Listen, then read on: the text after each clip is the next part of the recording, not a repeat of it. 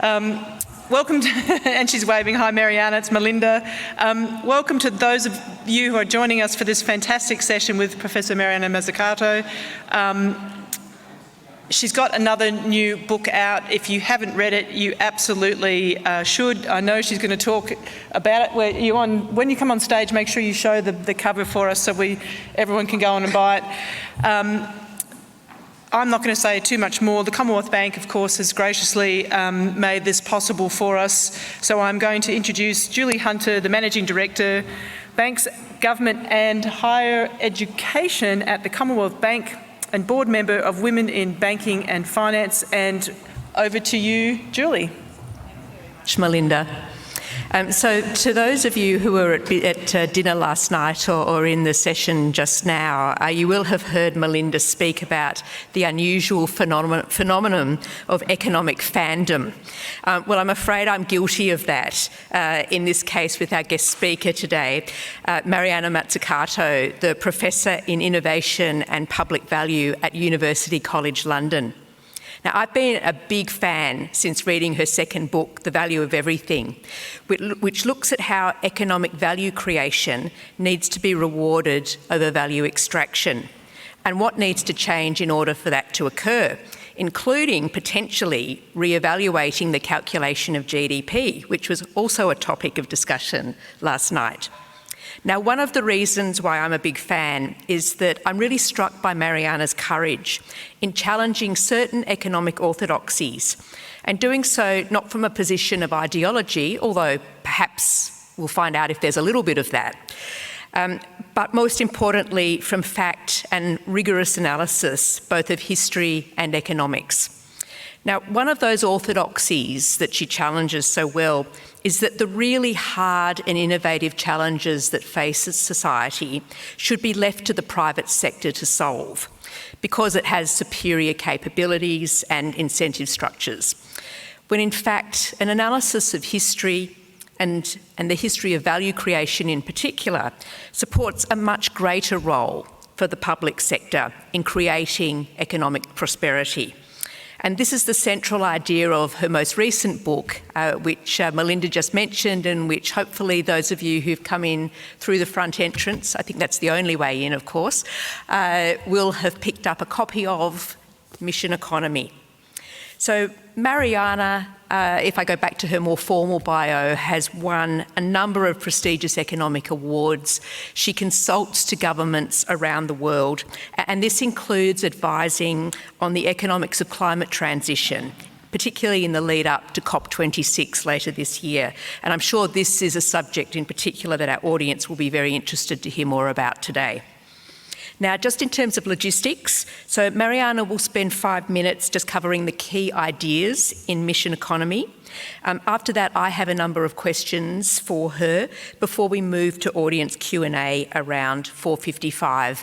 And as has been the case earlier today, can you please use the CEDA State of the Nation app and the Pigeonhole Q&A function within that to submit your questions. I'll pick them up here on the iPad.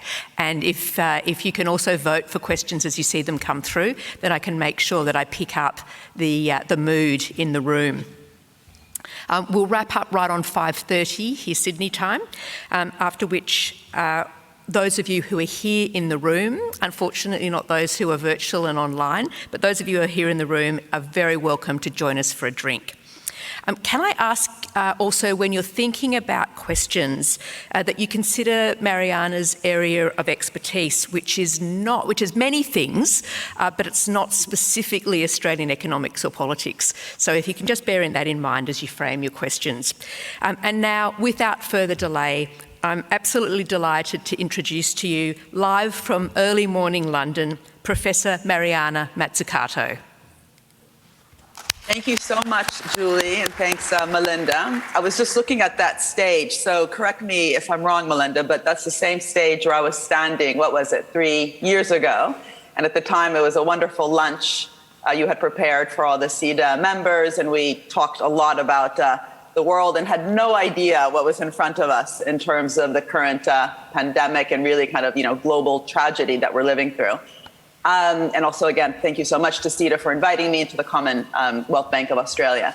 So what I wanted to maybe just open up with, because I understand this is going to be more of a dynamic fireside chat, even though in the morning it's not so much fireside, but we should all be jogging together or swimming together in my local pond, is really, what I'd like to do is just open up with some ideas that I think need to be a bit more provocative than the kind of, yes, the state is back, yes, we need state investment, really about what that means for the uncomfortable areas of public-private partnerships. But as I was saying, I'm really looking forward to the discussion with Julie and the audience. So, as Julie mentioned, and also what I talked about when I was there 3 years ago, is that we have to go beyond the ideology, right? What is the ideology? The ideology is on both sides.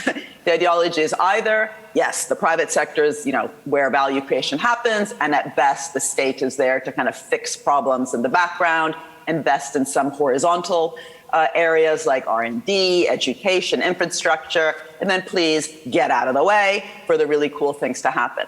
The other side is, no, the state is really important and we need counter-cyclical investment and interest rates are low. And of course, government should come in, invest. And both are problematic because they ignore the granularity. What actually matters is how you govern public institutions, how you govern private sector institutions, and how you govern their interrelationship. And by the way, it's not just public and private. Of course, nonprofit and kind of third sector institutions are incredibly important in areas like health innovation, energy, and so on. But let me just focus, just for the sake of this discussion, on public-private. And here it's just really important to remember that the reason this is, a key point is that the market itself is not business. We sometimes call, talk about the state and the market. That's wrong. It's state and business. The market is an outcome of how we govern all the different types of value-creating institutions, including state ones, private ones, and the interrelationship. So the kind of market outcomes we get depend on the decisions we are making within all these different institutions. And one of the things I've been kind of going on about for quite some time is that we have completely under-theorized, under-imagined the role of the public sector. And so we get the wrong type of public institutions. It's too easy to think that the public sector is very bureaucratic, that there's too much red tape, that it's kind of inertial. That's in fact an outcome, almost a self-fulfilling prophecy, because at best we talk about the role of the public sector as fixing market failures.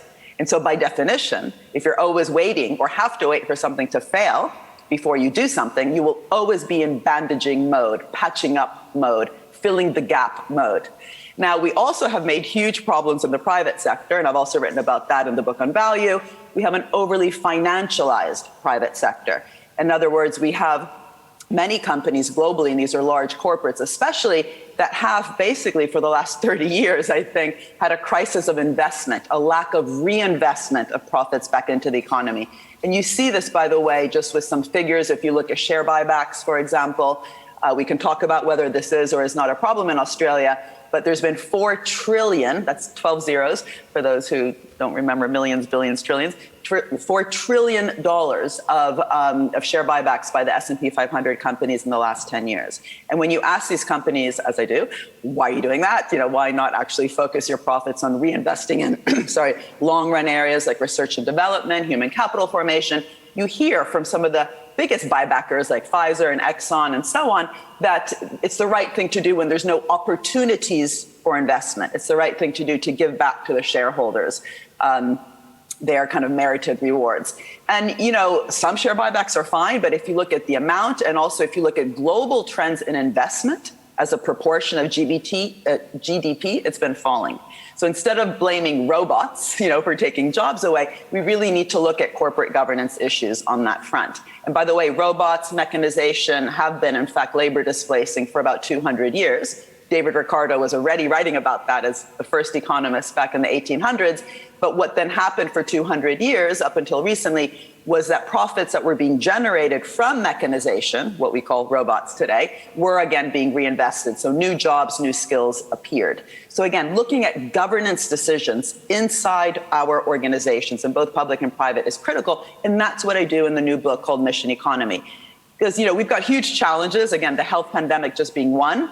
Completely unprepared, we found ourselves in terms of delivering personal protection equipment, governing test and trace systems, governing vaccine production so it's actually globally accessible.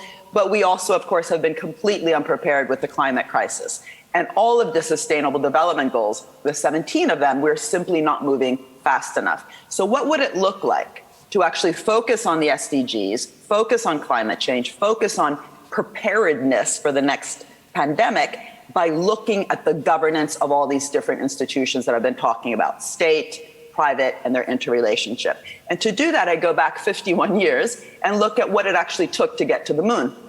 That was extremely hard, definitely harder than producing personal protection equipment, but actually in some ways easier than fighting climate change. A lot of the social challenges that we have ahead of us are wicked problems. They are not just technological. They require organizational change, social change, political change, behavioral change, and so on. But there's still some really interesting lessons. And let me just, I'm already over time. In my last 60 seconds before we talk, just go over some of the big principles that I talk about in the book. First of all, it was, a huge enterprise, the Apollo program, that required both public and private sector experimentation. They had no idea how to get to the moon when Kennedy set out his big, speech of both 61 and 62 saying, we're going to do it because it's hard, not because it's easy. In fact, there was all these different ways that they thought they'd get there. They finally ended up with the lunar orbit rendezvous. But that kind of willingness to experiment, to take on difficult challenges because it's hard, not because it's easy. That, we don't hear policymakers talk like that. If civil servants make a mistake because we require experimentation in order to do interesting things, they're on the front page of the newspaper, right? So that willingness not only to lead on a really difficult enterprise, to say that we're going to do it because it's hard, not because it's easy, but also to welcome the experimentation that was required. Second, it was intersectoral. First of all, public and private, I'm going to go back to that in a second, but intersectoral, it was not just aerospace. It required huge amounts of innovation in nutrition, in materials, in electronics. The whole software industry, one could argue, was almost an outcome of that. And that kind of intersectoral experimentation, innovation, and collaboration is something that I think is incredibly important today. All the SDGs, you cannot look at, say, the ones around climate and sustainability as just about renewable energy. They require changes in both manufacturing and services, changes in our old industries and new industries. The steel sector, the cement sector have to change to lower their material content. Digital, as the new kind of, general purpose technology, is going to be critical to all our SDGs.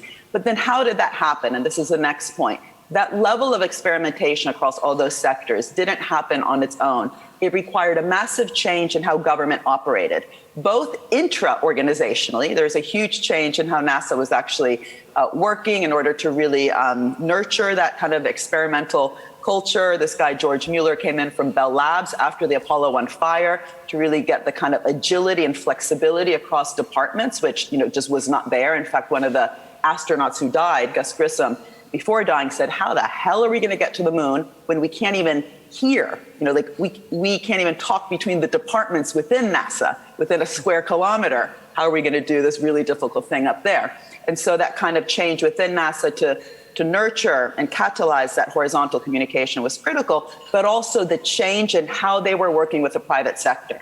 They thought it was too top down. They were using contracts that were called cost plus contracts, where the business sector could just kind of charge any amount to NASA. And they changed it to basically what is almost like a prize scheme, to fixed price procurement contracts. So there was a fixed price you were going to get for something important that NASA needed. They kept it very open on the how, but constant incentives for quality improvement and innovation. So kind of prizes on top of that fixed price if you did a really good job. And they were also really aware, and I'm almost done, that they themselves within the public sector, within NASA, had to be smart. They wouldn't even know how to write the terms of reference, the contracts with the private sector, if they just outsourced all their capabilities, which was starting to happen in terms of outsourcing their R&D. And the head of procurement, Ernest Brackett, said something really interesting that I said in the book. He said, if we keep just kind of assuming that the private sector is going to do the R&D and we just become a contracting machine for them, we're going to end up getting captured, get this, by brochuremanship.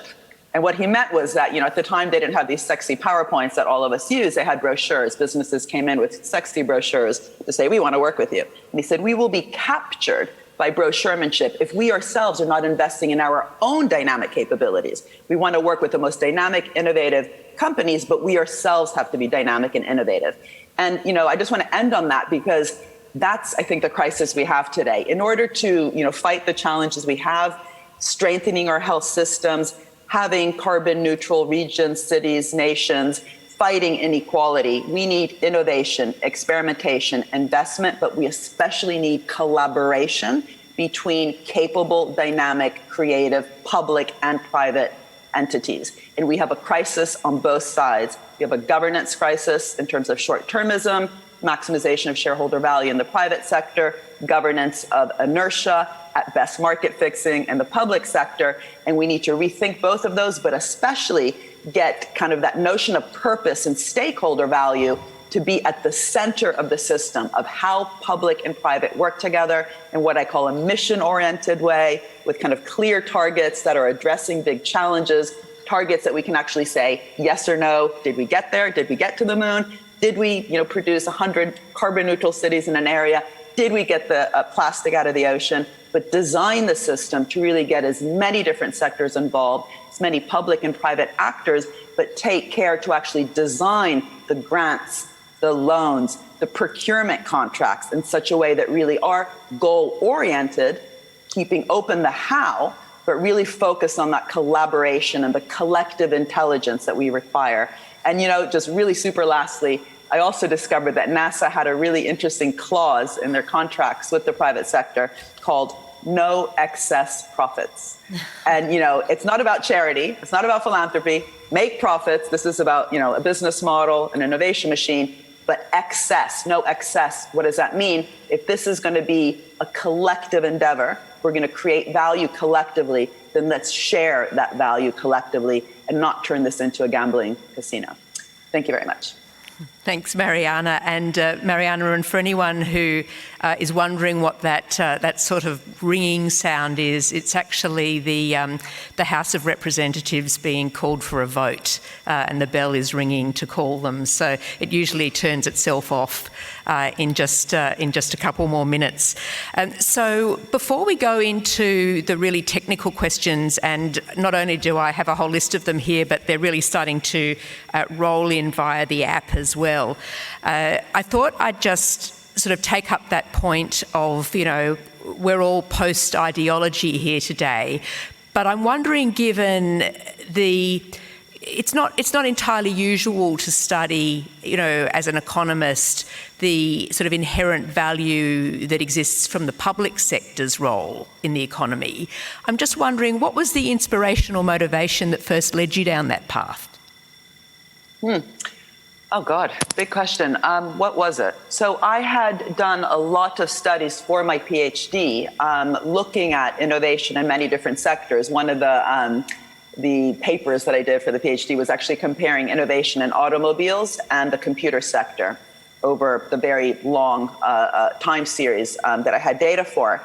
And I was comparing industrial and financial dynamics and actually trying to understand, for example, what determined a lot of the stock price volatility in those sectors and the relationship with kind of animal spirits by investors over, for example, in the US auto industry for 200 years. Anyway, and looking at the innovation data and looking at the kind of interrelationship between real and financial variables, I realized that there was kind of this actor in the background that was missing, that we had looked, in my world, the Schumpeterian economist world, at things like innovation systems, so the importance of science-industry linkages, of different types of public investments in R&D. But the more I looked at the actual innovation that was occurring in life sciences and computers, in the nanotech industry, which was just emerging at the time, that kind of level of public investment, which I found to be really important, there was no real framing for it. Whereas the private sector investment that I was looking at in both the financial and the industrial economy, there was all sorts of different theories about it. Microeconomic theory is all about the production function. And, the concept of value is very much something that is within the business sector. And at best, we have this kind of facilitating or redistributive role of the public sector. And yet, in terms of the data, the case studies, the history of the sectors, the role of the state was something much more than that. And at first I just kind of thought, oh, that's interesting. We must have just kind of forgotten about that actor. And then I realized actually that there was huge implications of forgetting about what the actual role of the state was, not only historically, but what it then was required to be if we actually cared about things like the Green Revolution. And then I realized also just how much ideology there was, both in economic theory, but also then the kind of more, if you want, business literature around that concept. And of course, one of the really interesting issues that you have with the private sector, of course, is that it intersects with the world of politics. And for any government and public sector wishing to embrace, a big vision and thinking about what it's going to do to achieve that vision, there's inevitably going to be an element of political risk. And I'm wondering if you've thought about which are the stakeholders that also need to be convinced and brought along, if you like, in order to take some of that risk out for the political side of it? It's interesting because there's this word called de-risking, which I hate. I don't like it because it's related to another word that I don't like, which is facilitating, right? I'm Italian, so facile, Latin, means easy. So we shouldn't be thinking of policy as making things easier for anybody, whether it's for the civil servants or the business sector. It really is about, exactly as Kennedy said, kind of, doing things because they're hard, because they're needed. Now, forget whether we actually think it was a good idea or a bad idea to go to the moon, but that kind of, explicit recognition that things are going to be hard and we're going to do those hard things together and therefore take risks together. And the role of the state will be to perhaps help other actors do things together, but it's not necessarily about making it easier. Right? Because if we just think about making things easier for someone, then people will also get used to doing easy things, right? And so given that there's so much inertia, many different countries, including in Australia, actually have a relatively low, compared to what it could be, investment rate. Again, in terms of proportion of GDP, obviously it's different sector by sector. But, the role of, I think, government is to increase the expectations in the economy, and so let's just focus on business for a minute, in the business community of where future opportunities lie, right? So animal spirits in the Keynesian sense are when you get kind of excited about future growth opportunities that could be technological or market opportunities. What you instead often have are really badly designed policies, which are all about facilitating and de-risking, that, for example, end up with tax incentives, whether it's an R&D tax credit or something else, which are trying to get business to do something, but that assumes business is already interested, is excited, has animal spirits in an area. What happens when you don't have that excitement or those expectations of really cool things ahead, say in the green economy, and you just introduce a tax incentive, what you've done is increased profits. And profits and investment are not the same thing. In fact, globally, we have profits as a share of global GDP at a record level. The labor share is at a record low. That is not because capital has somehow become really genius and is earning a lot more money. That's that lack of reinvestment I talked about before. So, nurturing, catalyzing, incentivizing those profits to get reinvested into the economy and into great things in the economy in terms of the direction of change we want towards sustainability, towards inclusion, and so on, requires a much more strategic, again, mission-oriented type of policy that provides the high risk, the capital intensive kind of early stage investment, but even downstream continues to be kind of big thinking, transforming landscapes, co-creating, co-shaping markets, not just fixing them.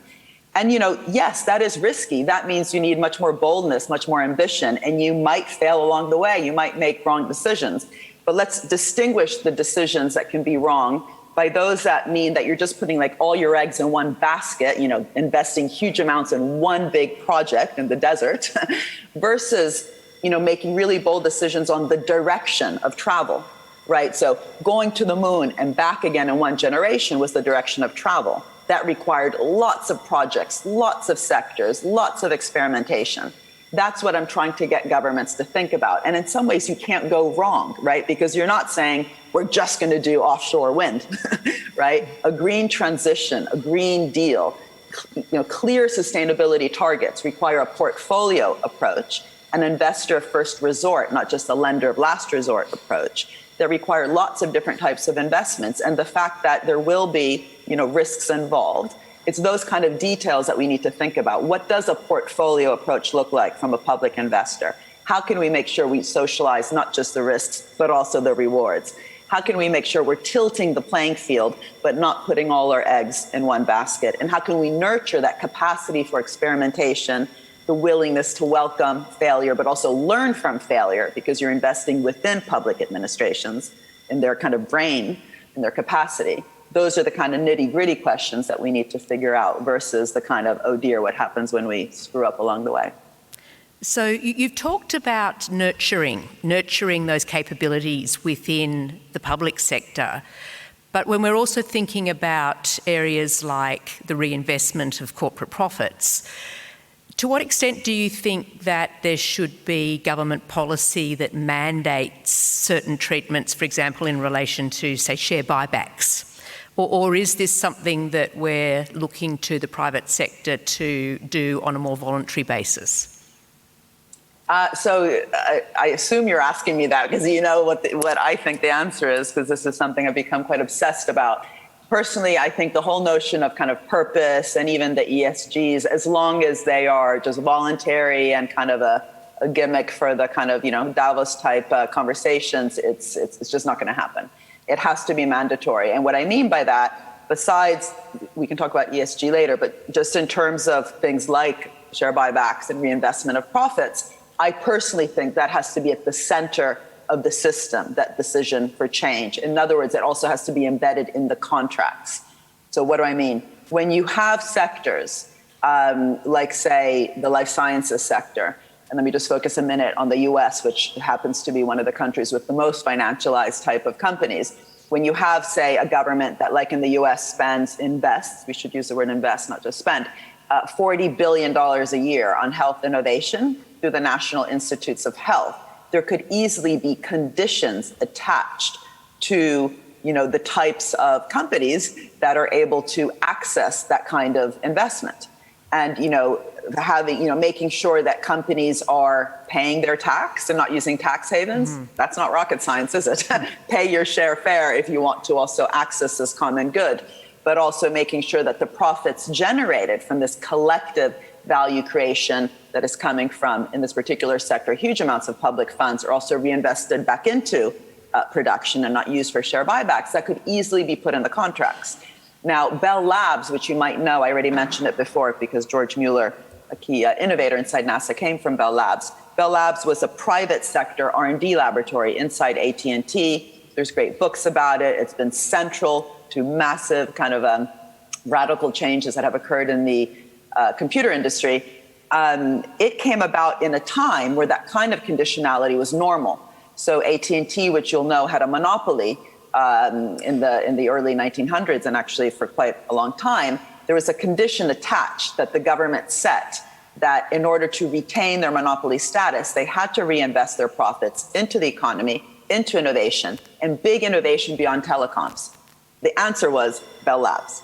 Now, that kind of conditionality is, could actually be at the center even of the patent system. Intellectual property rights, unfortunately, they're called intellectual property rights. Rights makes you think it's like a God-given right. It's not a God-given right. It's a right given to you by the state. You get a 20-year monopoly profits. We should actually have conditions attached to those patents to make sure that they're not abused in exchange for getting that 20-year monopoly profit. Instead, what we have is patents that have gone way too upstream in the innovation process. So we are allowing the tools for research to be patented. The patents are too wide because they're often used for strategic reasons, just to keep competitors far away, like when dogs or cats pee everywhere to make sure that everyone else knows where the boundaries are.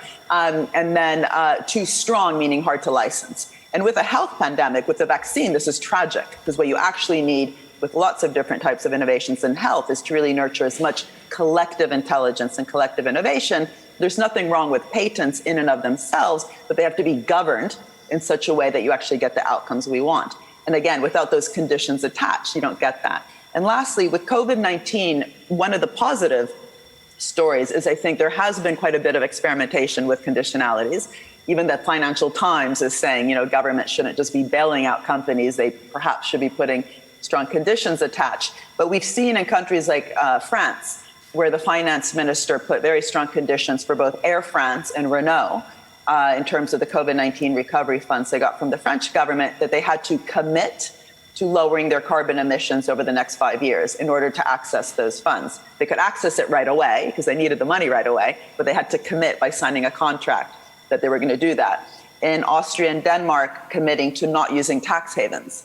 Elizabeth Warren, actually, with the US CARE Act, this is before Biden came on the stage, she argued that, again, this issue of share buybacks should also be put into the U.S. COVID recovery funds, and making sure that the profits generated on the back of these recovery funds, which now we know are going to be in the trillions, were again reinvested back in and not just given out as dividend payments. So anyway, it's interesting how this conversation about conditionality and kind of what I would call the social contract, proper, dynamic, symbiotic contract, not a parasitic one, is actually surfacing up right now. So I think the combination of having the Sustainable Development Goals since 2015, the combination of purpose and stakeholder value being very much on the front of the agenda for many businesses, that's a good thing.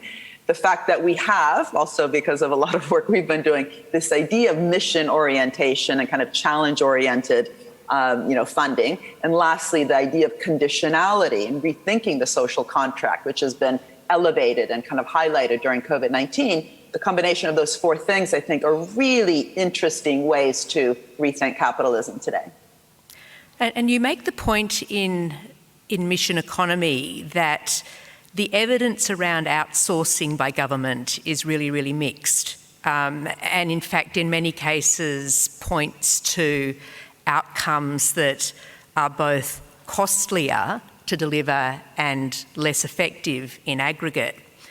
And I'm just wondering if I sort of connect that back to this question of conditionality. How do you see improvements potentially in either decisioning around what is outsourced or at the very least the governance of what is outsourced? Does conditionality really solve for the governance piece? But then how do you solve for the question of what should be in versus what should be out? Good point. So the first kind of one-liner is don't outsource your brain. It's fine to outsource some activities, but if you're outsourcing key functions from government to the private sector, you will become stupid. And this is something that I cite in the book, which I found so interesting. There's a lord in the UK government, a Tory lord, so a conservative lord called Lord Agnew, who was looking at the consulting contracts that the UK government had given to Deloitte, PwC, and so on, both around Brexit and COVID-19. And he argued that not only was it too much, he's like, this is a huge bill that no one's been looking at, but he also argued it was infantilizing Whitehall. And I've been using that word a lot because I've been arguing, again, that there's a huge consulting problem across the world. In Australia, by the way, it was quite severe at one point, also in New Zealand. It's true everywhere. In Italy, Mario Draghi has decided to outsource the recovery plan to McKinsey. It's become a big conversation in Italy. So the problem is not outsourcing in and of itself. It's the level of outsourcing, but also the what you're outsourcing. I would argue actually that in some ways the NSA scandal, the whole Snowden affair in the US in some ways could be seen as a result of outsourcing IT from the US government. No IT capacity, governance of the IT system itself. And so, this is not a coincidence. When you have a theory of the state as at best fixing markets, at worst, please get out of the way, the whole kind of Thatcher-Reagan thing, but at best is just fixing market failures. There's no real incentive to invest within your organization, within the state organization, into those dynamic capabilities of the public sector that I talk about in the book. You just need a lot of bandages. You need to fix a lot of things and then outsource contracts to other people to do the interesting things. So in some ways, outsourcing is a outcome of the theory of the state, which has been trickled down since the 80s, and it, from basically Chicago-style economics, but specifically new public management and public choice theory, which has been used to train civil servants globally. The reason I've having, have a big job ahead of me because I've set up a whole department, a new department at University College London called the Institute for Innovation and Public Purpose. One of the ambitions of this institute is to create a new curriculum for global bureaucrats that is not based on public choice theory, a new public management, but really embedded in this idea of market shaping, market co-creating, and collective value creation and collective intelligence, and then asking what are the tools, what are the notions of value, what is the creative bureaucracy, not the inertial bureaucracy we need, what are the, what's the design thinking also around, say, our digital platforms that's required from a government point of view if you are a co-creator. And so it's not enough to say outsourcing is too expensive, outsourcing leads to bad results, as I kind of document in the book. We need to ask, why have we convinced ourselves that the state is not capable to actually govern some of these processes? And of course, it has to do it alongside the private sector. It should never go back to the other extreme of the ideology of the state should do everything or nationalize or the state is great. That's not the point. But without that capacity and capability, the private sector has a bad partner in the state institutions, right? It's not good for the private sector to end up with a public sector that is captured by brochuremanship, as Ernest Brackett said. It is good for certain private companies, those that are short-termists and just want to make some money with the government contract, but those that are actually interested in long-term growth, in inclusive growth, in sustainable growth, which companies talk about, right? So let's walk the talk of stakeholder value. Then you want the best possible public partner with which to collaborate. And that's not going to happen if they've outsourced their brain. I could say more, but I always feel like I rant too much. So let me just pause a minute. No, I think I'm going to be extremely conscious of outsourcing my brain going forward, Mariana. I've got one question left from my list before I go to the audience Q&A, and I wanted to take that opportunity to pivot to climate, and you gave me a segue because you used the word sustainable a few times as you concluded your comments then. And given that you're working with governments in the lead up to COP26, I'm going to really pose it as quite a high level frame and just ask you, what are you observing? How are the governments that you're working with, how are they thinking about this? What's interesting and notable to you? I think what's interesting is it's no longer a question of whether, but how. Of course, there are still, climate skeptics. If we look at, the Trumps of the world, unfortunately, it wasn't just Trumps. Trump, the Bolsonaros of the world. We do have a huge battle with some complete lack of leadership. But let's focus where, in countries where there is at least discussion about the need to have a green transition. I think what's interesting is the concept of the Green Deal, for the very reasons that I was talking about before. The green bit, we should, listen to the science. As Greta Thunberg always says, there's all sorts of things we know of what needs to happen around greening, manufacturing, greening, from the R&D to the full deployment and diffusion of renewable energy across many different sectors. I can say something about that, but let's just assume we kind of get that. Right? There's lots of really interesting work out there on that. What we don't get, what hasn't been part of the conversation, is the deal bit, right? So Green Deal. I think what I'm finding government's not very prepared for is the deal. And examples of where it has happened in interesting ways, it does actually come back to this issue of conditionality. It sounds like that's my thing for today, but I do think it's really a radical point.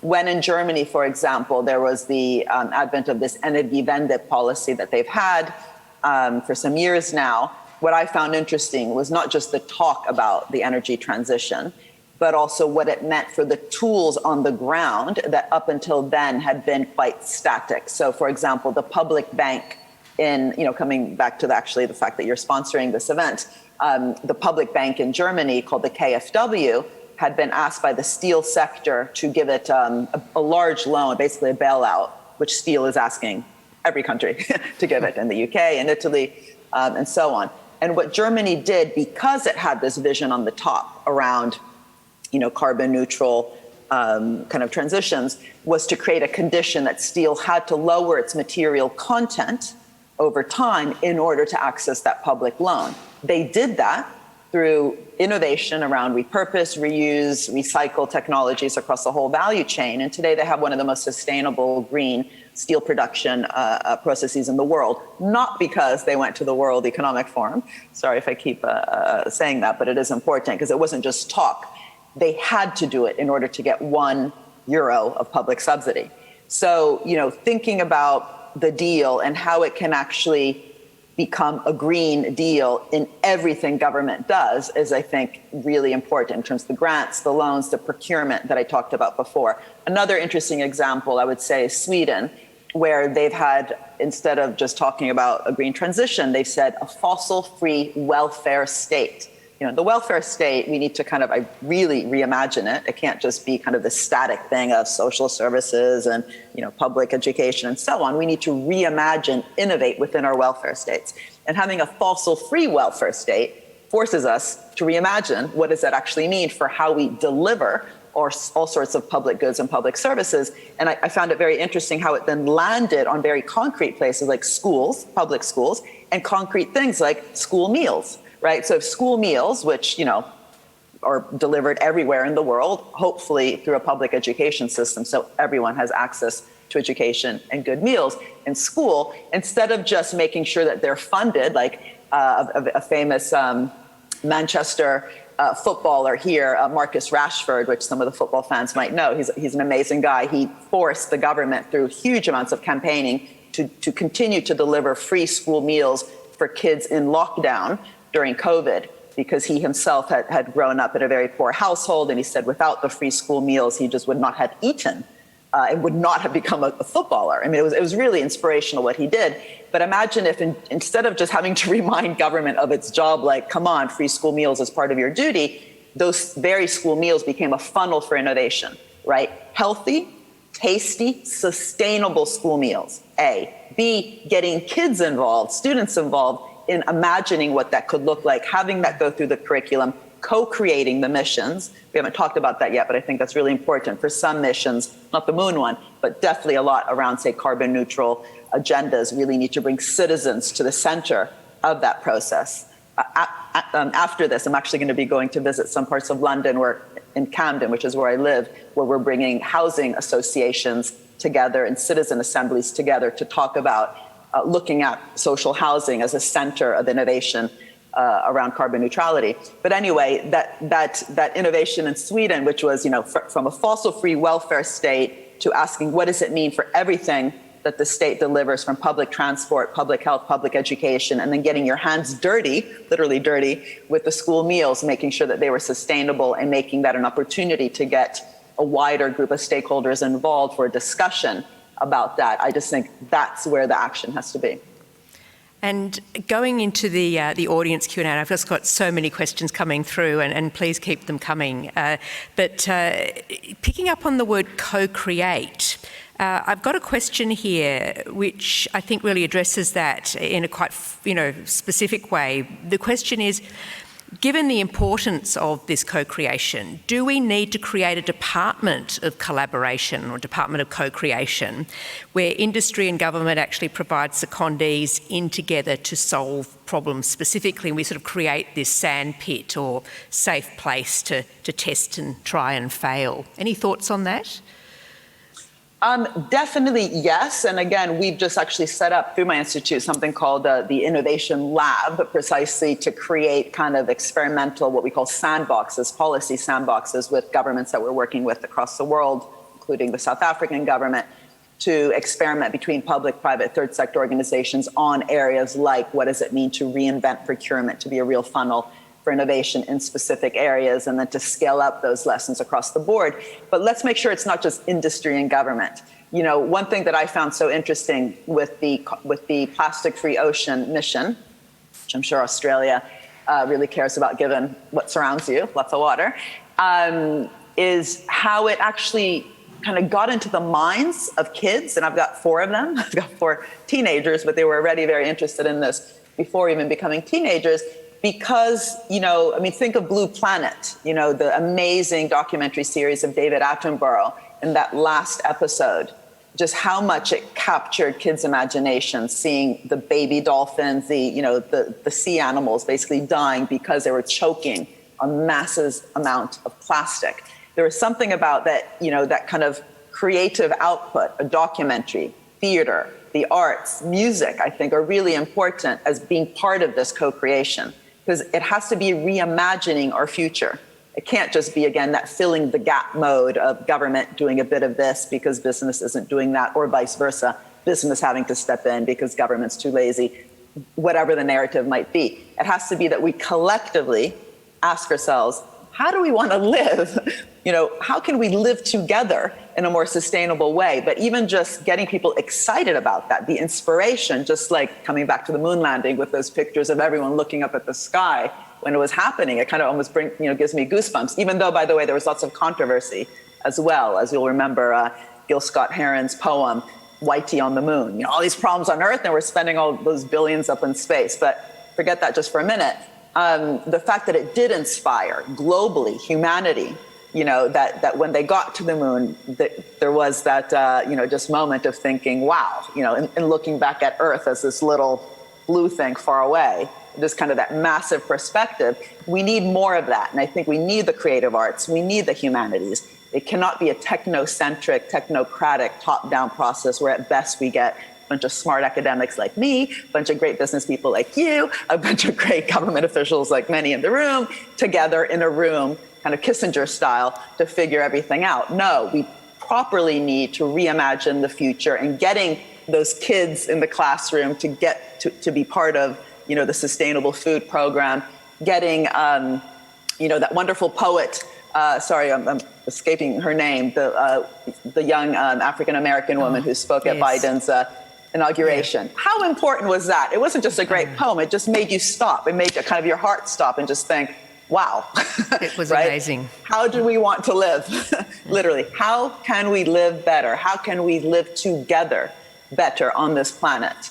And I think we need much more of that, much more of that. And to be honest, I don't know how to do it. But one quick thing, we need empathy. And empathy is not sympathy. Sympathy is sometimes a bit condescending. Empathy is listening, putting yourself in other people's shoes. And there's something about having kind of empathy 101 classes in both MBA programs and MPA programs, like the ones that we have, Masters in Public Administration, which means the art of listening. You have to be able to listen, to hear, to work with, not to work at someone. And that's a skill. Coming back to the dynamic capabilities that we need within public and private institutions, I don't think we've invested enough in listening skills, and that is important, especially in an era where all these movements, if you think of Black Lives Matter, Fridays for the Future, the Me Too movement, these could be movements that if we took them seriously and listened, could transform our system in the same way that the labor movement transformed our system. We would not have weekends, Saturday, Sunday, not a bad thing. We would not have the 8-hour workday. We would still have children working in factories without the labor movement. Unfortunately, many trade unions are no longer kind of moving. They're not part of the movement. They're not kind of proactive. What's the equivalent of the weekend, that we should all be fighting for? But the labor movement has been central to making capitalism more functional, to getting better forms of markets. So in the same way that I say we should reinvent government and reimagine the kind of co-creation, not just market fixing, let's remember this is also about letting movements shape a better future. And that's part of that stakeholder co-creation that we need. Well, and if we're going to reimagine the private sector, I'm going to pivot to a question on that. And I'm just going to read it out as it is. And it says, no excess profits, love it. How do we retrain shareholders to accept this? Which is a great question, and just wondering if you've encountered that and had that debate with anybody. Yeah, but I think, a lot. And I think we need to ask ourselves, what does stakeholder value mean for literally how value is produced? How do you bring it to the center of the value chain, so it's not on the periphery of just corporate social responsibility or voluntary kind of ESG kind of reporting? How can it become central to how value is created, but also central to how we measure what's being created, right? So, with digital platforms, there's so much talk now with big tech in terms of problems around privacy, around taxation, and so on.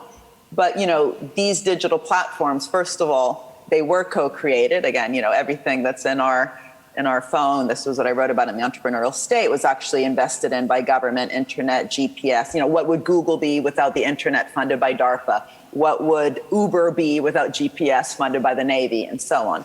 But that's not enough. It's not enough to say, hey guys, you benefited from government, pay your tax. It's also about how do we then structure our digital platforms in such a way that are actually producing also value that benefits the common good and not value extraction. And that means getting, again, your hands dirty, not just with school meals, but with digital platforms. So you can see how algorithms, for example, have been sometimes used really for very beneficial things, including in Google's and Amazon's kind of early history. Lots of the suppliers along the supply chain were elevated up and being able to be seen on the internet in ways that they wouldn't have been seen without the algorithms that were implemented. Soon, these algorithms have become kind of monopoly creating algorithms, which, for example, what you're seeing is what Google wants you to see. Shoshana Zuboff says, you think you're searching Google for free? Well, guess what? Google is searching you for free. So kind of getting a better sense of how to structure the very algorithms in such a way that create that kind of common good and that challenge-oriented, purpose-oriented innovation is something that I don't think we've gotten our hands dirty enough with. And competition authorities, people like Margaret Vestager, who I really think is incredibly bright. She's the competition commissioner in the European Commission. We need a competition policy that is also kind of innovation policy at the same time, because you can't have a more competitive system and prevent monopolistic value extraction processes unless you understand innovation, unless you understand production. And the reason I bring it up in terms of business is that businesses that are interested to be seen as more purpose-oriented, if Google wants to be seen as more purpose-oriented, it can't just say, oh, we're funding all this climate stuff, which they are, by the way, which is a good thing. They also have to change how they are using the algorithms themselves, how they are designed. And that's when this stuff becomes serious. And you just mentioned monopolies, and monopolies are, in a sense, an outcome of a capitalist system that isn't necessarily functioning in the way that it should. But one of the inherent paradigms that's existed of capitalism is that growth is very much at the centre of that. And, a criticism of capitalism, and you hear this particularly in the context of climate and sustainability, is that economic growth itself is the problem, and that sustainability can require a no-growth model. What do you say in response to that? I've been pretty rude sometimes in response to that. I say it's about the bobo, la bourgeoisie bohème. La bourgeoisie bohème can talk about no growth, but it's not going to solve all sorts of problems, including productivity, unemployment, and inequality. So it's really about fundamentally, in a real way, not a tokenistic way, changing the growth paradigm, the direction of growth. We always forget that there's not just a rate of growth, but there's a direction of growth. So imagine if we really took seriously the Green Deal that we've been talking about.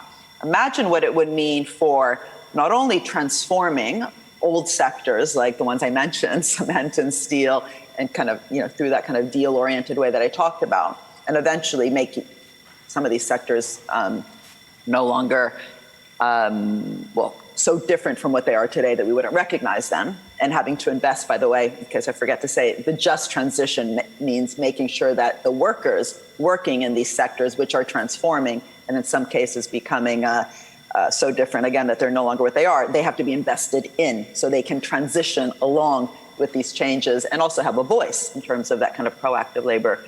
But also new sectors would come about. Right? We would have all sorts of new types of jobs and services, skills that are required for a truly green economy. I've always found it so interesting, even though many of my examples sometimes come from these big countries.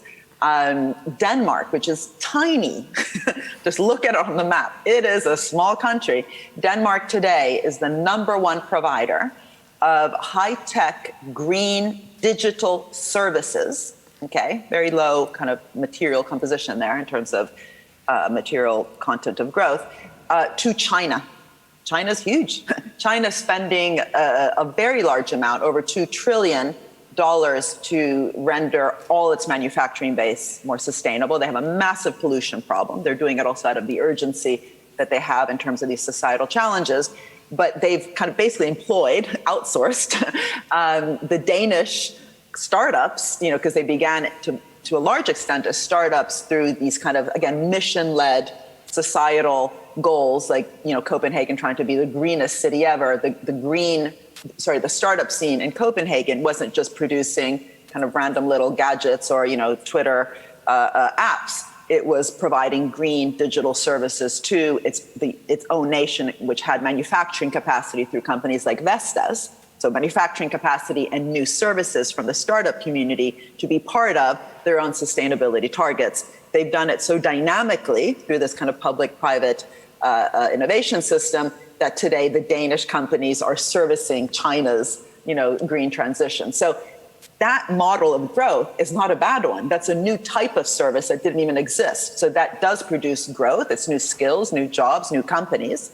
That goes into your growth rate, but it's helping to transform an economy, to lower the material content, to lower the carbon emissions. That's what we need. But you can, look across the spectrum, look at the digital divide. During lockdown, my kids still had their human right to education because of our social economic, background. So many kids in London, in the UK, in Europe, in the world, in Africa, every single continent did not have their human right to education, because it is a human right, because of the lockdown.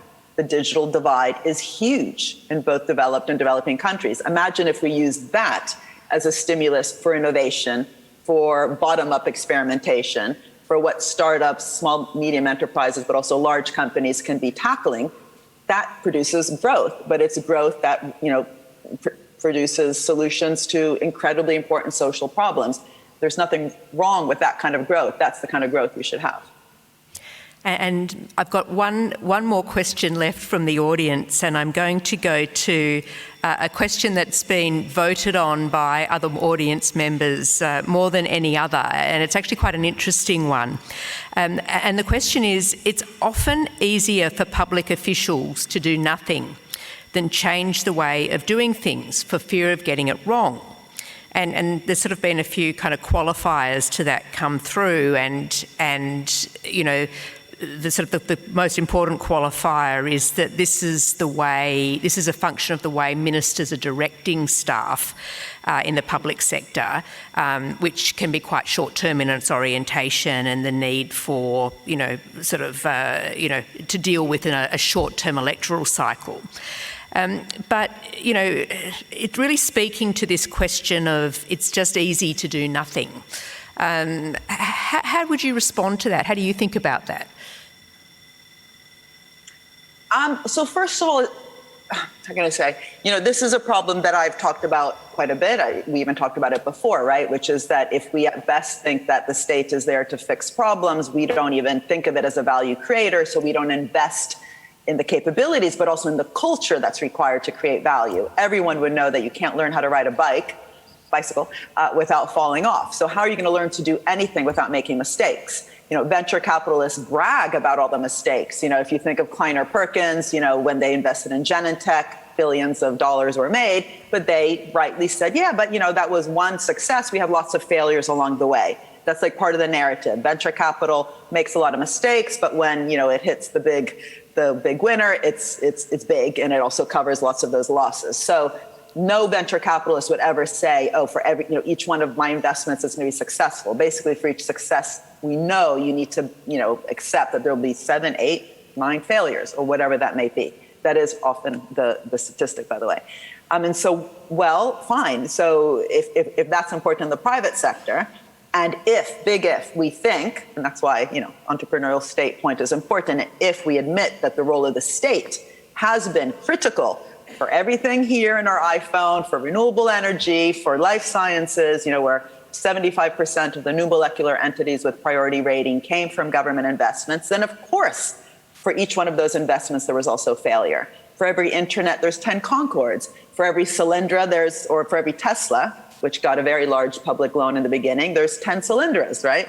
So if we don't admit that, that's just, a huge error, but then it's not enough to admit it. What is the culture we need within our public institutions that also kind of welcome that experimentation, but also make the investments to make sure you're learning from the trial and error? The first point is admit that you will have trial and error and error and error. That's a normal process of the value creation process. The second point is how do you make sure you learn from those errors so you're actually investing in that brain and not outsourcing it?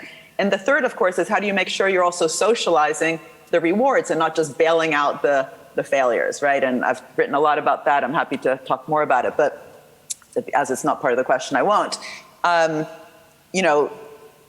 All of that is part of an agenda.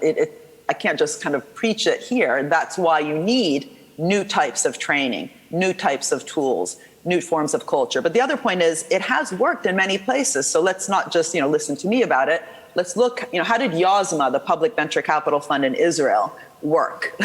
How did they think about their portfolio and the risk taking and the failure process? How did they set up a scheme where the public sector wasn't just bailing out the failures, but also in their case, getting some royalties and creating those incentives for top people to want to work in YOSMA, public fund, not a private fund? How did Mind Lab work in Denmark, which was a really interesting organization that closed, unfortunately, recently, but that was all about public sector innovation, how to be innovative within public institutions, or CETRA in Finland, Vinnova in Sweden. The UK government has had a really interesting organization called GDS, Government Digital Services, which won an international design award for gov.uk. And the first thing they did was outsource it. When the government wanted their own website, they're like, oh, we're stupid, we're government, let's outsource it to Serco, which you might know about Serco and G4S, what can I call them? Anyway, very problematic private entities which take on government contracts and fail again. And so they outsourced it to Serco, which charged huge amounts to the government for a very bad website. And then the people from the BBC iPlayer team were like, hello, we'll do it. So they came to the cabinet office, created a whole interesting culture where, the top computer software engineers and developers wanted to work in GDS because it was such a cool place to be. They changed. The first thing they did was citizens are not clients. They're not customers. They're users. They're citizens with rights. And so by having a really dynamic digital platform, we will transform people's relationship with the welfare state and being citizen and user focused, and not just talking about citizens as clients and customers of schools and hospitals, was critical to their own kind of design. And it's become a place that, again, attracts really, really interesting people who normally might have preferred to go work in the computer sector, private sector, or in the venture capital community. And so making, kind of that mission mystique, seeing your own public organization as on the frontier, as transforming the landscape, not just fixing it, also affects the kind of people who want to work in those very institutions. But again, getting your hands dirty with what is the citizen, what form of procurement, what is a public venture capitalist, what does it mean to be an investor of first resort, what are the skills required to learn from failure, but also to welcome experimentation. These are the questions that we need to be answering. It's not enough to say, public investment, interest rates are low, invest in infrastructure. Well, we could go on. I've got an incredible list of questions here, and to members of the audience, virtual or in the room, if I haven't got to your question, I really apologise. The quality of them is fantastic. But what I would recommend you do is make sure that you, if you're online, buy Mariana's book, but if you're here, make sure you take one. If you haven't picked one up already, because she explores these themes and indeed addresses many of the questions thoroughly in this book, as well as her previous ones. So, Mariana, you've given us an enormous amount to think about today. It's really only touching the tip of the iceberg of the conversation that we could have, but it's been absolutely fantastic. I'm certainly walking away with a lot more to continue thinking about, a lot more questions that I want to answer, and my curiosity piqued in so many different ways. So please join with me in thanking Mariana Mazzucato for joining us here today. Thank you so much. It's a pleasure. And enjoy your lovely summer day in London. Thank you so much. And I hope to come physically again soon. Okay. Take care. Bye-bye. And to our audience who are here, please, if you have time, you don't have to rush away. Please feel free to join us for cocktails and canapes just in the foyer area out here. And please also enjoy the rest of the conference.